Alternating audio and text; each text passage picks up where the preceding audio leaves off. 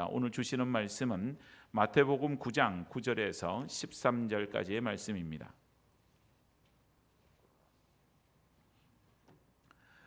마태복음 9장 9절에서 13절까지의 말씀을 제가 받들어 봉독하도록 하겠습니다. 예수께서 그곳을 떠나 지나가시다가 마태라 하는 사람이 세관에 앉아 있는 것을 보시고 이르시되 나를 따르라 하시니 일어나 따르니라. 예수께서 마태의 집에서 앉아 음식을 잡수실 때에 많은 세리와 죄인들이 와서 예수와 그의 제자들과 함께 앉았더니 바리새인들이 보고 그의 제자들에게 이르되 어찌하여 너희 선생은 세리와 죄인들과 함께 잡수시느냐. 예수께서 들으시고 이르시되 건강한 자에게는 의사가 쓸데없고 병든 자에게라야 쓸데있느니라. 너희는 가서 내가 긍휼을 원하고 제사를 원하지 아니하노라 하신 뜻이 무엇인지 배우라. 나는 의인을 부르러 온 것이 아니요 죄인을 부르러 왔노라 하시니라. 아멘.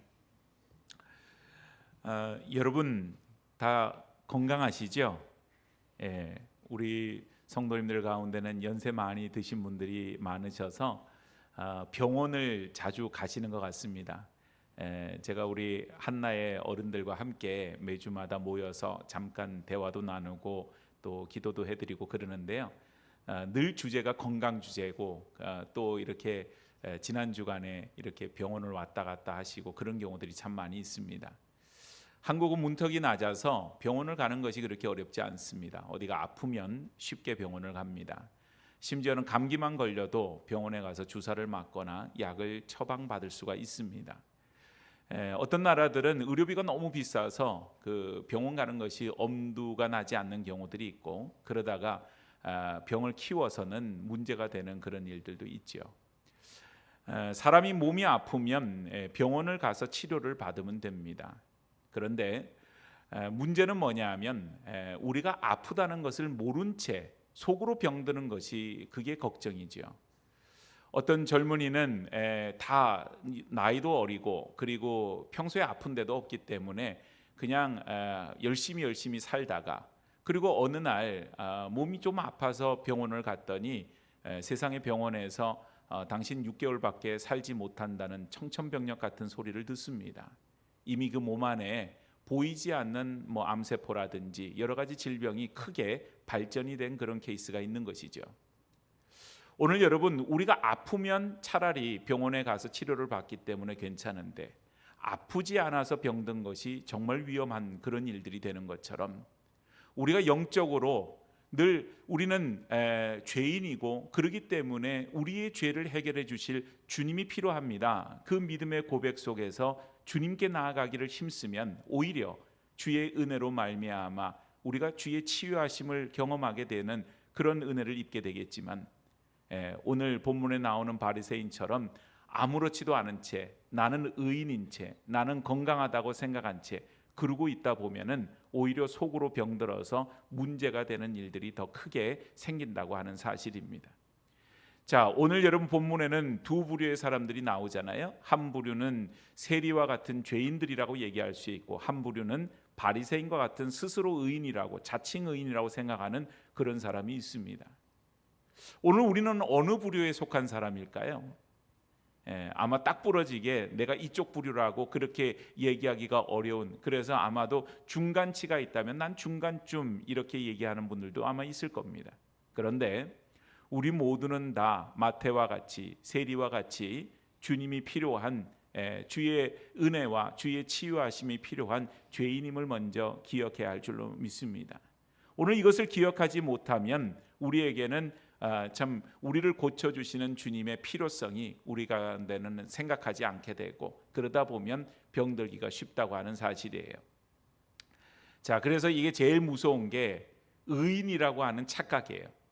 하나님이 우리를 의롭다 칭하셨다라고 하는 그 얘기와는 다르게 스스로 나는 의롭다, 나는 죄인이 아니다라고 하는 착각이 세상 제일 무서운 일이라고 하는 것입니다. 한 그 건장한 성인 남자가 있었어요. 그런데 이 남자가 늘 가족 앞에서 막 얘기를 하는 거예요. 내 눈앞에 벌레가 보여. 내 몸에 막 벌레가 기어다녀서 아주 그냥 어쩔 줄을 모르겠다고. 그러고는 늘 이렇게 고통을 호소합니다. 그러니 여러분, 가족들이 얼마나 걱정이 되겠어요. 그리고는 이 남자가 심심치 않게 보인다고만 얘기하지 않고 자기 몸에 벌레가 기어다니는 것 같다고 생각하고 자꾸 몸을 이렇게 털어요. 그래서 가족들이 너무 걱정이 돼서 이 남자를 이제 병원에 정신과의 진료를 받도록 그리고 데려갔습니다. 데려갔는데 병원에 도착해서 의사 선생님 앞에 서자마자 몸을 털어요, 자꾸. 그러니까 의사 선생님 물어봅니다. 환자분 지금 뭘 하시는 거죠? 그랬더니 그 환자가 얘기를 합니다. 선생님 눈에 안 보이십니까? 지금 눈앞에 벌레가 드실드실 거리잖아요. 내 몸에도 그 벌레가 막 기어다녀요. 그래서 너무나도 이 소름 끼쳐서 제가 지금 털어내고 있는 중이잖아요. 그러고 얘기를 했더니 그 말을 듣자마자 의사가 자리에서 벌떡 일어나면서 화를 막 냅니다. 그럼 뭐라고 얘기를 하느냐? 그런데 왜 내 쪽을 향해서 터는 거요? 그랬더니 이 환자가 얘기를 하죠. 아, 참 선생님, 내가 눈에 보이지 않는다고 지금 이제 지어난 얘기를 하는 건데 선생님이 정신과 그 진료를 받아야 되겠소, 그런 얘기를 하더래요. 누가 의사인지 누가 환자인지 오늘 이 세상을 보면요, 다 어떻게 보면은 영적으로 우리는 환자에 가까운 거죠. 영적으로 병들어 있는 수많은 사람들이 있고, 우리가 주 앞에 나와서 이렇게 예배를 드리지만 우리도 영적으로 병들어 있는 그런 부분들이 분명히 있다고 하는 사실입니다. 오늘 여러분, 누구든지 자기 기준으로 생각을 해보면 다 괜찮은 듯이 보여요. 나 멀쩡한데, 나 아프지 않은데. 그런데 영적으로 다 보게 되어지면 허약해져 있고 병들어져 있는 것이 우리 모든 인생이라고 하는 사실입니다. 오늘 여러분, 착각에 빠져서 망각에 빠져서 살아가는 오늘 한 부류의 사람들, 바로 바리새인들이에요. 바리새인들은 바로 영적인 착각에 빠져 있었습니다. 자신들은 건강한 의인이라고 생각을 했던 것이죠. 오늘 여러분, 이스라엘 사회를 보면요, 두 부류로 딱 나눠져 있었던 거예요. 아까 말한 것처럼 세리와 같은 죄인의 계층, 그런 계층들이 있다고 봅니다. 세리는요, 세금을 걷는 것이 직업이었어요. 근데 이 사람들이 왜 죄인이 되느냐? 지금 그러면 세무공무원들은 다 문제가 있는 것이냐? 그 당시에 세리는 그런 부분이 아니었어요. 로마가 그 지역을 통치하게 될 때 세금을 걷어야 되는데 누구에게 얼마나 세금을 걷어야 될지를 모릅니다. 즉 누가 얼마나 버는지, 누가 부자인지 가난한지 이걸 가늠하기가 어려운 거예요. 그래서 그 지역의 형편을 아는 그 지역 사람들 중에서 세리를 뽑습니다. 그리고는 세금을 걷도록 해요, 그 사람에게. 그리고는 더 나아가서 로마에게는 이만큼의 세금만을 바치고 나머지는 네가 알아서 걷어서 쓰도록 그렇게 이제 재량을 준 것입니다. 그런데 사람이라고 하는 것이 탐욕의 동물이죠. 처음에는 적당하게 세금을 걷고 그 세금으로 만족하고 자기 남은 것을 가지고 자기가 생활을 했는데 나중에는 점점 욕심이 생기는 법이에요. 그래서 더 많은 세금을 걷게 되고 더 많은 세금으로 착복을 하게 되어지는, 로마에는 일정 부분만 바치면 되니까 나머지는 다 자기 몫이니까 더 많은 세금을 걷게 되는 그런 일이 있더라는 것입니다. 그래서 세리는 많은 사람에게 공분을 사는 그런 직업을 가진 사람이었어요.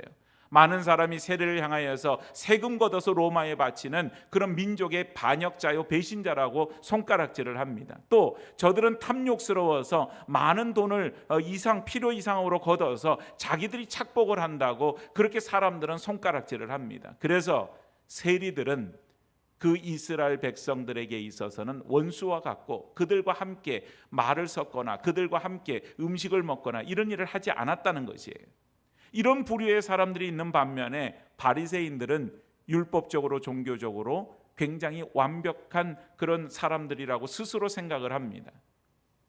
그들은 어느 누구보다도 안식일을 정확하게 지킵니다. 11조를 정확하게 냅니다. 때를 따라서 금식을 합니다. 길거리에 서서 늘 하나님 앞에 거룩한 모습으로 기도를 합니다. 그렇기 때문에 스스로나 다른 사람들이나 저 사람들은 특별하게 모든 종교적으로도 완벽한 사람들이야, 그렇게 인정을 하는 부류들이 있었다는 것입니다. 그런데 여러분, 오늘 예수님께서는 세리 마태를 부르셨어요. 그리고는 죄인들과 함께 식사하는 그 자리에 가셔서 밥을 먹습니다. 그 모습을 보고 이 바리새인들이 대단히 충격을 받아요. 그런 가운데에서 예수님을 비난하는 이 바리새인들을 향하여서 예수님께서는 말씀합니다. 정말 누가 예수님이 필요한 자인가? 바로 그것은 병든 자에게라야 의사가 필요하고 건강한 사람은 필요 없다라고 하는 그 말을 통하여서 오히려 어떻게 보면 죄인들인 이 세리 마태와 같은 사람들에게는 예수님 필요하고 바리새인들에게는 예수님 필요 없다, 이런 얘기가 아니라 모든 사람들이 다 죄인들이고 모든 사람들은 다 예수님이 필요하다고 하는 그런 관점인데요.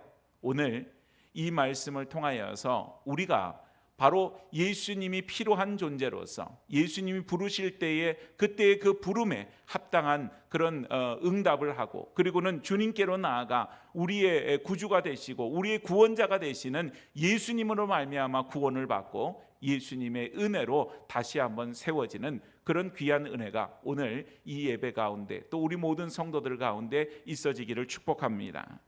먼저 주의 부르심을 보면요, 먼저 자격이 아닌 은혜로 부르신다고 하는 사실을 우리는 기억해야만 합니다. 오늘 본문 9절 말씀을 보니까 예수께서 그곳을 떠나 지나시다가 마태라는 사람이 세관에 앉아 있는 것을 보시고, 그리고 뭐라고 말씀하십니까? 나를 따르라. 그리고는 말씀하세요. 나를 따르라 하시는 이 말씀은요, 나 따라올래? 그런 권유가 아니에요.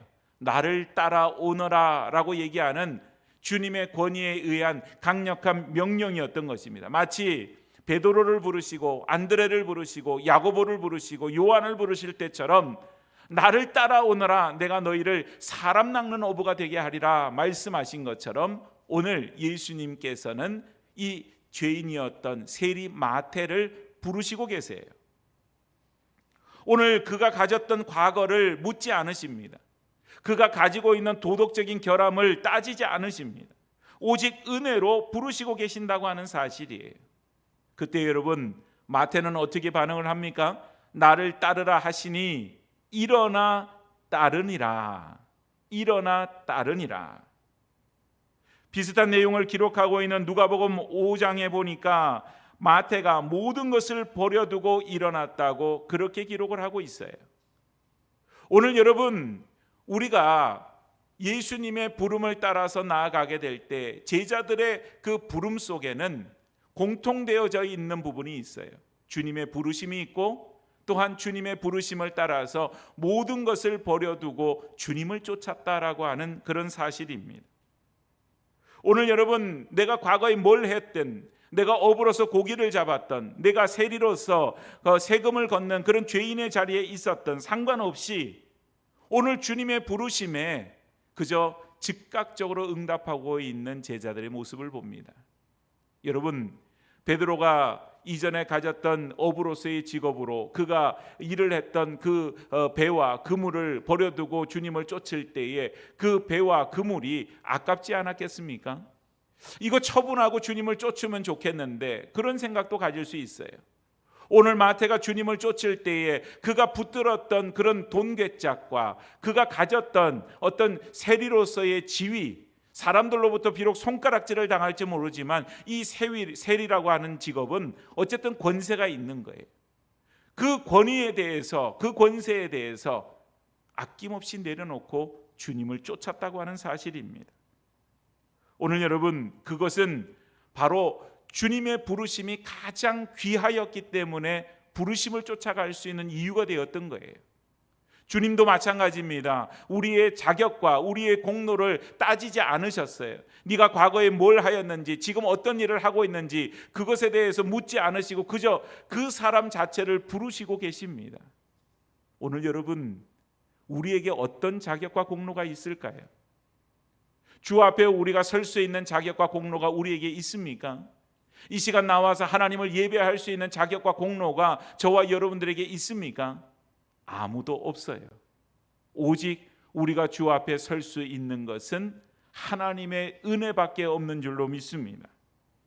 오늘 여러분, 스스로 의인이라고 착각하게 되면 그 부름 앞에 제대로 응답할 수가 없는 거예요. 나는 예수가 필요하지 않다고 스스로 생각하는 그런 자기 함정에 빠지기가 쉬운 것입니다. 2차 세계대전 당시에 강제 수용소에서 끔찍한 악행을 저질렀던 여인이 있었어요. 부엔발트의 마녀라고 불렸던 일제 코흐라고 하는 그런 여인이었는데요. 이 여인이 나중에 전쟁이 끝난 다음에 재판을 받는데 재판을 받으면서도 그의 죄를 뉘우치지 않습니다. 그리고는 뭐라고 항변하느냐? 나는 무죄입니다. 왜냐하면 규정에 따랐을 뿐이기 때문입니다. 이렇게 말을 했다는 거예요. 그러니까 여러분, 스스로의 함정이라고 하는 것은 그런 거예요. 나는 괜찮다고 생각하는 거죠.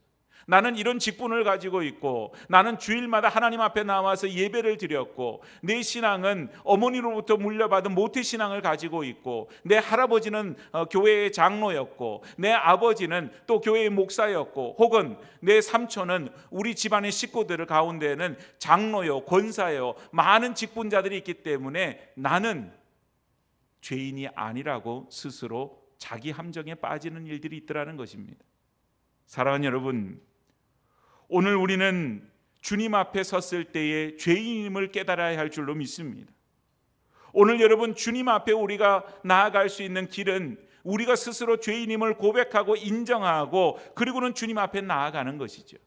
주님께서는요, 우리의 자격을 따지지 않으셨어요. 우리가 어떤 자격을 갖추었는지 묻지 않으십니다. 그런데 스스로는 생각하죠. 내가 좀 더 변화된 다음에, 내가 우리의 죄의 문제를 해결한 다음에 주님의 일을 하겠다고 그렇게 얘기할 때가 있어요. 그런데 여러분, 오늘 본문을 가만히 보니까 예수님이 세리를 부르셨을 때에 그 마태가 회개한 다음에 부르셨느냐, 그 마태가 세리의 직업을 내려놓은 다음에 불렀느냐? 아니었어요. 세관의 자리에 그대로 앉아 있을 때에, 자기가 죄인인지도 모르는 가운데 그 자리에 놓여져 있을 때에 예수님께서는 그를 향하여 나를 따라오너라 그리고는 부르셨던 것이에요. 오늘 여러분, 우리의 행위나 우리의 자격이 부름을 받을 수 있는 조건이 아닙니다. 다시 말씀드리지만 우리가 부름을 받아서 주 앞에 설 수 있는 것은 100% 하나님의 은혜인 줄로 믿습니다. 그렇기 때문에 오늘 우리가 하나님 앞에 설 수 있는 것은 오직 은혜밖에 없어요. 나 같은 죄인을 부르시고 계신 그 하나님의 은혜에 응답하여서 주 앞에 서게 되는 것이죠.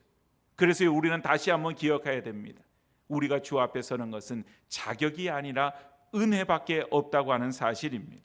오늘 그 은혜의 부르심 앞에 결단하며 주 앞으로 나아갈 수 있는 복된 주의 백성들이 되어지기를 축복합니다.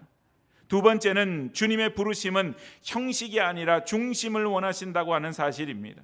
오늘 여러분, 마태는요, 오늘 본문 10절을 보니까 어떻게 하고 있느냐? 예수께서 마태의 집에서 앉아 음식을 잡수실 때 많은 세리와 죄인들이 와서 예수와 그의 제자들과 함께 앉았더니, 마태를 예수님 부르셨는데 마태가 마치 삭개오처럼요, 주님의 부름에 감격했던 것 같아요. 감동이 되었던 것 같아요. 그래서 자기 집을 열어놓고서는 비슷한 사람들, 세리들, 죄인들을 온 집에 다 초대를 하였어요. 왜 그랬겠어요? 그들도 예수님이 필요하고 그들도 예수님을 만나야 된다고 하는 그런 은혜 받은 자로서의 사명이 그 가운데 생겼던 것입니다. 그런데 여러분, 그 당시에 이런 부류의 사람들과 밥을 먹는다고 하는 것은 대단히 파격적인 일이었다고 하는 것입니다. 자, 여러분, 오늘날도 보면 여러분들이 예를 들어서 바깥에서 누군가를 만나 밥을 먹는다고 했을 때 어떤 사람들과 밥을 드시겠어요? 생전 처음 본 사람, 그런 사람과 밥을 드시겠습니까? 아마 그럴 분은 안 계실 거예요. 그러면 굉장히 생각만 해도 불편한 사람, 그런 사람만 하고도 밥 먹기가 쉽지가 않아요. 예. 또 외모나 모든 면에서나 아주 늘 그냥 누추하고 누가 봐도 창피한 그런 사람들과 밥 먹는 거 아마 즐겨하지 않으실 것입니다. 아마 내 마음에 맞는 사람, 나와 소위 코드가 좀 맞는 사람, 내가 밥 먹을 때 기분이 좋은 사람, 그런 사람하고 밥 먹기를 원하실 거예요. 왜 그렇습니까? 함께 밥을 먹으면서 대화하고 그 대화 속에서 서로를 깊이 있게 알아가게 되어지고, 서로가 함께 밥을 먹는다고 하는 것은 상대에 대한 인정을 하는 그런 행위이기 때문에 지금 이 세상에서도 그런 사람들과 밥을 먹어요. 끼리끼리 밥을 먹는 거죠. 그런데 여러분, 오늘 예수님께서 누구랑 밥을 먹어요? 세리와 밥을 먹어요. 죄인들과 밥을 먹어요. 이 사람들은 당시 사람들로부터 손가락질을 당하는 사람들이요, 함께 상종하지 못할 사람들이라 생각했던 것입니다. 그런데 그 사람들과 밥을 먹을 때에 바리새인들이 놀란 거예요. 왜 그렇습니까? 바리새인들은요, 거룩함을 추구하는 사람이었어요. 그들의 생각하는 거룩함이라고 하는 것은 그런 부정한 사람들과 섞이지 말아야 된다. 그 당시 이스라엘의 율법은 부정한 것을 만지면 내 손이 부정하게 된다, 그렇게 생각하는 거예요. 또 내가 부정한 음식을 먹으면 내가 부정하게 된다고 생각해요. 그래서 부정한 음식도 먹지 않습니다. 부정한 것을 만지지도 않습니다. 하물며 부정한 사람들과 어울리다니요, 그건 말이 안 되는 일이었어요. 예를 들어서 그 당시에 가장 부정하다고 여기는 부류의 사람들은 나병 환자와 같은 그런 환자들이었어요. 이 사람들과 어울려서 함께 뭘 하기를 어렵습니다. 심지어 같이 길을 걷지도 않습니다. 나병 환자들은요, 저기서 멀리 사람들이 오면 윗입술을 가리고 뭐라고 얘기를 합니까? 나는 부정하다, 나는 부정하다. 그리고는 외쳐야 돼요. 나는 나병 환자니 내 곁에 오지 마십시오. 경고의 사인을 주는 거예요. 내가 부지불식간에 나병 환자 옆에 있어도 부정하다고 생각하는 판에 세리와 죄인과 같은 그 부정한 사람들과 밥을 먹는다? 이것은 바리새인들에게 있을 수 없는 일이었어요. 그래서 대단히 충격을 받아서 11절에 이렇게 바리새인들이 묻습니다. 바리새인들이 보고 그의 제자들에게 이르되 어찌하여 너희 선생들은 세리와 죄인들과 함께 잡수시느냐? 어떻게 해서 너희 선생, 즉 예수는 어떻게 해서 세리와 죄인과 같은 저런 사람들하고 밥을 먹는가? 바리새인들은 용납하지 못하는 일이었다는 것입니다. 그들의 이야기를 듣고 하시는 예수님께서 12절 13절에 이렇게 말을 하십니다. 예수께서 들으시고 이르시되 건강한 자에게는 의사가 쓸데없고 병든 자에게라 쓸데 있느니라.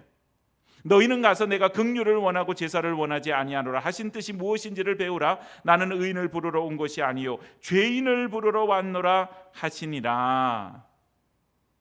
예수님께서 이 세상의 모든 일을 치유하실 의사로서 죄인을 부르러 오신, 건강하지 못한 병든 사람을 위해서 오신 그런 분임을 말씀해 주고 있고요. 오늘 그 마음의 중심에는 13절 처음에 나오면 내가 긍휼을 원하고 제사를 원하지 아니하노라, 이 말씀은요, 여러분 관주에 보면은 호세아서 6장 6절의 말씀을 인용했다 그랬죠. 그래서 호세아서 6장 6절에 뭐라고 되어져 있느냐? 나는 인애를 원하고 제사를 원하지 아니하며 번제보다 하나님을 아는 것을 원하노라. 여기에서 말하는 인애라고 하는 것은 어떤 의미일까요? 바로 히브리어로는 헤세드라고 하는 말을 쓰는데, 오늘 예수님께서는 인애라고 하는 말을 뭐라고 표현하고 있냐면 긍휼, 이렇게 말을 쓰고 있어요. 원래 인애, 헤세드라고 하는 말은 하나님의 사랑을 의미합니다. 그런데 하나님의 사랑은 결국은 우리가 사랑받을 만한 자격과 조건을 가지고 있기 때문에 사랑한다, 그런 게 아닌 거예요. 사랑받을 수 없는 그런 조건 하에 있는 사람들을 하나님이 사랑하시는데 거기에 뭐가 필요하느냐? 불쌍히 여기는 마음, 긍휼이 필요하더라고 하는 것입니다. 여러분, 때로 길에서 이 동네에 보면 길고양이들, 길냥이라 그러죠. 길고양이들을 만나요. 근데 그 길고양이들이 보면은 참 길에서 지내죠. 사계절을 길에서 지내는데, 그래도 뭐 요즘 같은 여름엔 좀 낫지만 겨울에 추울 때에도 길에서 지낸다는 것이 얼마나 참 어려운 환경이겠어요. 거기다가 영역 다툼도 있지요. 거기다가 누군가 밥을 주기는 하나 그 먹이 때문에 서로 싸우고 서로 막 그런 일들이 있어요. 그 보면은 참 안 됐죠. 어떤 경우는 보면 병 걸려 있는 아이들, 다리를 쩔뚝거리는 아이들, 이런 아이들을 만나죠. 그런데 이런 이런 아이들을 어떤 경우는 데려다가 치료도 해주고 또 그들을 잘 이렇게 해서 심지어는 입양을 하는 그런 집들도 있어요. 멀쩡한 아이들, 건강한 아이들, 또 새끼 때부터 그 귀여울 때부터 키웠던 그런 아이들이 아닌 병들고 또 장애가 있고 그런 아이들을 데려다가 키우는 일들이 있더라는 것입니다. 그거는요, 그 아이들의 본질이 아닌 그걸 보고 불쌍히 여기는 마음 때문에 그런 거죠. 오늘 하나님이 우리를 보실 때 우리가 어떻게 했어요? 하나님이 우리를 보실 때 우리는 한 구석에 뭔가 병들어 있는 그런 모습이 있을 것입니다. 우리의 왜곡된 인성으로 인하여서 참 이렇게 부족함이 많은 그런 모습으로 있는 그런 부분들도 있을 것입니다. 그런데 하나님께서 우리에게 건강한 자를 찾으시고 이쁜 사람을 찾으시고 착한 사람을 찾으시고 정말 그런 사람만 하나님의 자녀로 삼은 것이 아니라 모간하고 삐뚤어지고 뭔가 부족함이 있고 결핍이 있고 그런 사람들을 하나님께서 우리를 부르셔서 그리고는 하나님의 자녀로 삼아주신 것, 이것은요 하나님의 사랑이요 하나님의 인애요 하나님의 긍휼이라고 하는 사실이에요. 오늘 여러분 그 긍휼하심이 하나님의 마음이었어요. 그런데 바리새인들은 그게 아니에요. 뭐만 지키면 돼요? 자기가 가지고 있는 기준, 율법적인 것, 자기가 가지고 있는 어떤 그런 그 율법적인 기준에 의한 제사나 그 다음에 하나님 말씀이라고 얘기하는 그 율법을 지키는 것과 이런 것들에 대한 기준만 충족시키면 되는 거예요. 그래서 그거를 지키는 사람은 자기들 마음에 드는 사람이지만 그러지 않은 사람들은 배척하고 비난하고 그렇게 하는 것입니다. 그래서 그들은 어느샌가 처음에는 하나님 말씀을 지켜야 됩니다, 하나님 말씀 앞에 서야 됩니다, 그런 것으로 시작했는지 모르지만 그들의 마음 중심은 하나님의 사랑과 본질을 놓쳐버렸어요. 그리고는 껍데기만 가득한 거예요. 그리고는 또 착각과 중병에 빠져서 나 스스로 건강하다고 그러고 생각을 합니다. 한때 여러분 도끼병이라고 하는 병이 있었어요. 무슨 병인지 아십니까? 이제 미혼 남녀가 이렇게 그 생활을 하는데 누군가 자기를 쳐다보기만 해도 쟤가 나 좋아하나 봐, 이렇게 착각에 빠지는 병이 도끼병이에요. 그냥 막 찍는다는 거죠. 바로 바리새인들의 병이 심각한 중병이에요. 스스로 의인이라고 착각하는 거죠. 찰스 스펄전 목사님이라고 하는 분에게 어떤 한 신학자가 찾아왔어요. 근데 이분이 와서 하는 얘기가, 나는 완벽하게 성화가 되어서 죄를 전혀 짓지 않은 나는 의인입니다. 그러고 와서 얘기를 하는 거예요. 나는 죄인이 아니라 나는 완벽하게 거룩하여져서 죄를 짓지 않은 완벽한 의인입니다. 그래서 그 얘기를 듣고 있으니 이 스펄전 목사님이 참 어이가 없지 않겠어요? 근데 이 스펄전 목사님이 그 이야기를 듣고서는 자리를 권유합니다. 여기 와서 앉으셔야 해요. 그래서 자리를 마련해서 거기에 앉힌 다음에 그리고는 내가 당신을 위해서 차를 대접하겠습니다. 그리고는 잠깐 기다리시면 내가 차를 준비해 오겠습니다. 그리고는 영국에서 유행하는 그런 홍차를 가져다 그 앞에 세팅을 해놓고 물을 끓이기 위해서 주방으로 가게 되었습니다. 그리고는 잠시 후에 그 끓는 물을 들고서는, 주전자를 들고서는 그리고는 그 사람 앞에 옵니다. 그리고는 일부러 그 사람이 신고 있던 구두 위에 그 뜨거운 물 조금을 흘려버리고 말았어요. 물론 구두 위에 떨어졌으니까 뭐 데일 일은 없는 거죠. 그런데 그 구두 위에 물이 떨어지는 순간 그 앉아서 자기는 완전히 거룩해졌고 성화되었다고, 나는 죄인이 아니라 완전한 의인이라고 이렇게 와서 얘기하던 그 신학자가 자리에서 벌떡 일어나더니 막 화를 내면서 스펄전 목사님을 막 비난하더라는 거예요. 아니 당신은 목사가 되어가지고 그렇게 조심성이 없이 손님을 불러다 놓고 대접을 한다 그러면서 뜨거운 물을 흘리냐고 그러면서 막 뭐라 그러더래요. 스펄전 목사님 그 얘기 듣고 빙그레 웃으면서 그런 얘기를 했다고 합니다. 학자님 내면에 숨겨있던 진짜 환자의 모습이 이 뜨거운 물 한 잔에 이렇게 쉽도록 나오는군요. 여러분, 우리 중에 누가 스스로 의롭다고 말을 할 수 있습니까? 우리 중에 누가 우리는 죄인이 아닙니다, 나는 완벽하게 거룩하여졌고 성화되었다고 그렇게 주장할 수 있습니까? 바리새인들은 종교를 위한 종교에 빠져있던 사람이었어요. 우리는 착각에 빠지지 말아야 됩니다. 내가 열심히 예배를 드리고 내가 열심히 봉사를 하고 내가 그러기 때문에 나는 영적으로 아무런 문제가 없고 나는 죄인이 아니라고 그렇게 생각한다면 그건 자기 함정, 착각에 빠져 있는 것입니다. 바로 바리새인처럼 영적인 중병을 앓고 있는 것이죠. 오늘 예수님께서는 종교적인 껍데기를 기뻐하지 않으세요. 예수님이 원하시는 것은 형식을 넘어서 주님의 마음, 즉 긍휼, 인내, 하나님의 사랑인 헤세드의 마음을 품는 것을 주님이 원하시는 거예요. 너희 안에 곧 이 마음을 품으라, 곧 그리스도 예수의 마음이니 말씀한 것처럼 오늘 우리의 중심은 예수님의 마음을 닮아가는 중심으로 서야 할 줄로 믿습니다. 오늘 여러분, 우리가 가지고 있는 모든 것을 내려놓고 스스로를 냉정하게 보시면 우리 모두는 다 주님이 필요한, 그래서 주님께로 나아가야 돼서 주님의 은혜를 입어야만 하는 그런 존재임을 우리가 기억하며 우리의 중심이 오직 예수님의 사랑, 예수님의 긍휼을 닮아가기에 힘쓰는 주님의 백성들이 되어지기를 축복합니다. 마지막 세 번째는 착각이 아닌 고백으로 치유를 받습니다.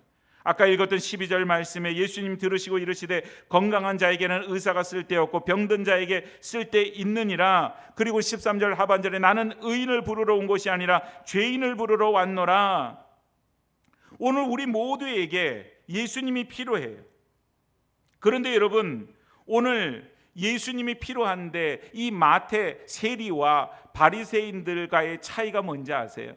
모두에게는 예수님이 필요한데 세리 마태는 부름에 즉각적으로 응답하여 주님을 영접하고 주님께로 나아갑니다. 그리고 나중에 주님의 제자가 되지요. 바리새인들은요, 스스로 의롭다 생각했기 때문에 예수님의 그 은혜를 거부하게 되고 예수님 영접하지를 않게 되어지죠.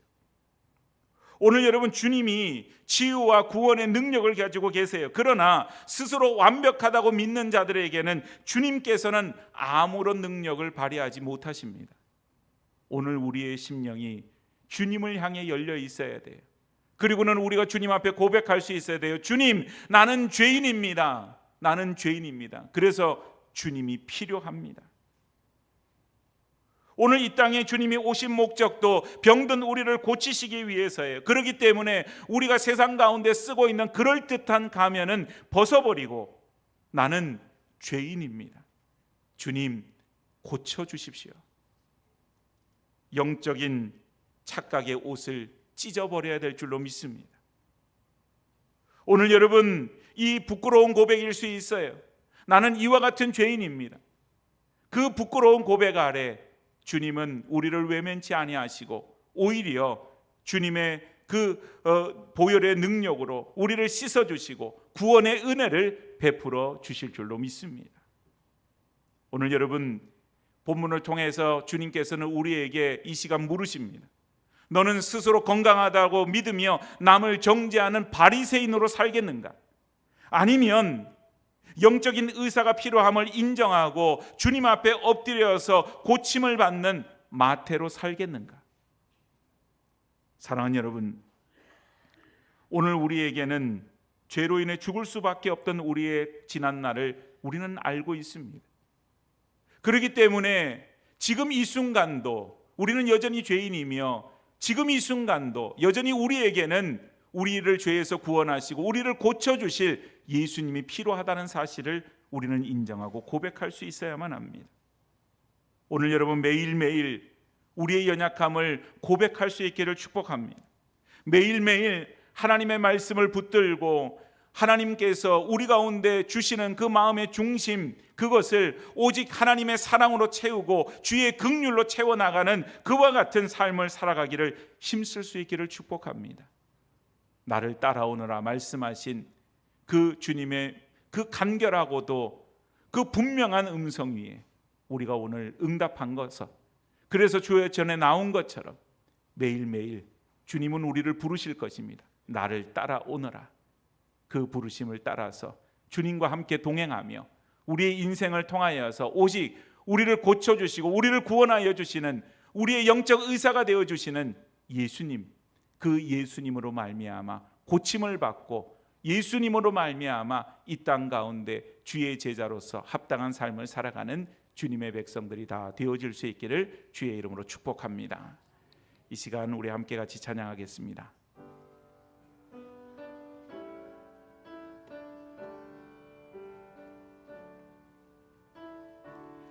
은혜 아니면 살아갈 수가 없네. 호흡마저도 다 주의 것이니 세상 평안과 위로 내게 없어도 예수, 오직 예수뿐이네. 은혜 아니면 살아갈 수가 없네. 은혜 아니면 살아갈 수가 없네. 호흡마저도 다 주의 것이니 세상 평안과 위로 내게 없어도 예수, 오직 예수뿐이네. 크신 계획 다 볼 수도 없고 작은 고난에 지쳐도 주께 묶인 나의 모든 삶 버티고 견디게 하시네. 은혜 아니면 살아갈 수가 없네. 나의 모든 것 다 주께 맡기니 참된 평안과 위로 내게 주신 주 예수, 오직 예수뿐이네. 크신 계획 다 볼 수도 없고 작은 고난에 지쳐도 주께 묶인 나의 모든 삶 버티고 견디게 하시네. 은혜 아니면 살아갈 수가 없네. 나의 모든 것 다 주께 맡기니 참된 평안과 위로 내게 주신 주 예수, 오직 예수뿐이네. 아멘. 예수, 오직 예수뿐이네. 예수만이 우리의 치유자가 되십니다.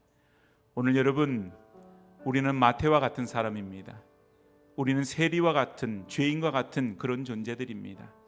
그러나 주의 은혜로 부름을 받았고 주의 은혜로 고침을 받았고 주의 은혜로 주의 자녀가 된 것을 고백하게 되어집니다. 이 땅을 살아갈 때에 우리가 이 사실을 잊지 아니하고 늘 우리의 영적 의사 되신 주님만을 붙들고 주님만을 의지하고 주의 은혜로 살아가는 복된 한 주간이 되기를 소망하며 주신 말씀을 기억하며 우리 합심해서 같이 기도하도록 하겠습니다. 함께 같이 기도하겠습니다.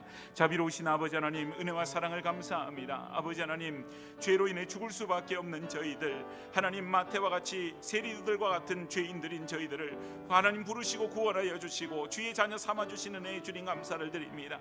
이 땅을 살아갈 때 하나님 오직 주의 자녀로 우리가 아버지 하나님 믿는 이들로서 아버지 하나님 우리의 중심에 오직 하나님의 사랑과 긍휼을 품고 살아가는 복된 인생들이 되어질 수 있도록 도와주시옵소서. 우리를 긍휼히 여기시고 우리를 치유하시는 주님으로 말미암아 오직 이 땅을 살아갈 때 예수로 살게 하여 주시옵소서. 하나님, 예수님께서만 우리의 구원자이심을 믿습니다. 예수님께서만 우리를 치유하시고 고쳐주실 분이심을 믿습니다. 하나님, 이 땅을 살아가며 오직 예수로 살아가는 복된 인생들이 되어서 어떤 일을 만나도 주님만을 의지하고 주님만을 붙들 수 있는 믿음을 허락하여 주시옵소서. 오직 예수로 살아가는 주의 복된 백성들이 되어질 수 있도록 크신 은혜를 베풀어 주시옵소서. 하나님, 함께하여 주시기를 원합니다. 주님 도와주시옵소서. 걸어가신 하나님, 이 땅을 살아가며 또 주님은 우리에게 물으십니다. 너는 스스로 의인이라고 생각하는 바리새인이냐? 아니면 그저 말할 수 없는 죄인, 그래서 소망이 없다고 생각하는 그 마태와 같은 세리, 그와 같은 존재로서 주님의 필요한, 주님을 의지하고 주님으로부터 고침을 받기를 원하는 그런 존재이냐? 오늘 주 앞에 나온 주의 백성들을 긍휼히 여겨 주시옵소서. 주의 사랑에 힘입게 하여 주옵시고 구원받은 주의 백성으로 살게 하여 주실 때에 오직 우리를 구원하실 유일한 분은 예수님밖에 계시지 않음을, 오직 우리를 고쳐주시고 회복시켜 주실 분은 우리 주 예수 그리스도밖에 없음을 우리가 인정하며 고백하며 우리의 마음 중심에 주의 사랑을, 주의 긍휼을 담아 살아갈 수 있는 예수님을 닮아가는 주의 백성들이 되어질 수 있도록 축복하여 주시옵소서. 한 주간의 삶을 맡겨드릴 때 한 주간 동안도 하나님 오직 주님만을 의지하며 주님과 동행하는 복된 삶을 살게 하여 주시옵소서. 모든 것 다 주님께 맡겨드리며 우리 주 예수 그리스도의 이름으로 간절히 기도드리옵나이다. 아멘.